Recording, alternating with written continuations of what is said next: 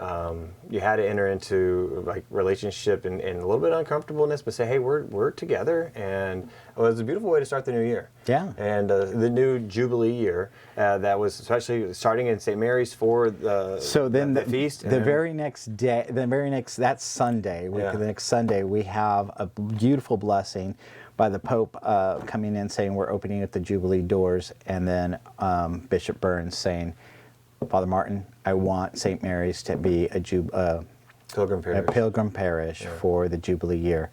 And what does that mean? That means that we receive the same indulgence that you would have received if you had gone through the doors at Rome. Yeah.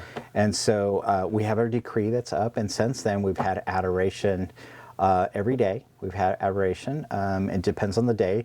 Monday through Friday, it's from 8:30 to 9 o'clock at night.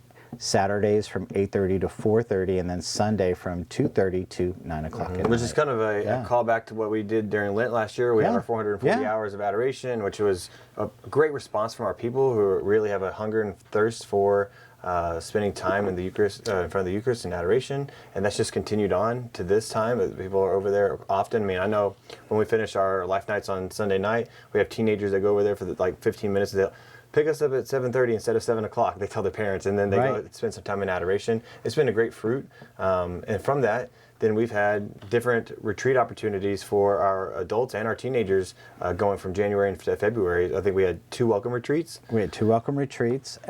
So both men and women have gone through their welcome retreats. We had confirmation retreat, and we also had the Dallas Catholic Youth Conference retreat, which brought in tremendous amount of fruit. I mean, you guys are killing it with the messages that we're getting, and bringing people to God. As we're sitting here, we've kind of come across this idea of togetherness in our communities, because I know that with the welcome retreats, it's the only place that I know of that they host the women's weekend, and they do English and Spanish women at the same time, and they share meals together. They share sacrament together. They celebrate liturgy together.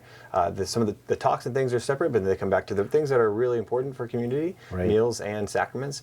Men the same way, the same weekend, but in 2 different locations, and they come together for those important things. And then for the DCYC, the Dallas Catholic Youth Conference, the big theme was Viva Cristo Rey. And so I did have some of my non-Spanish speaking teenagers like, I got an A in Spanish, but I don't know what's going on here.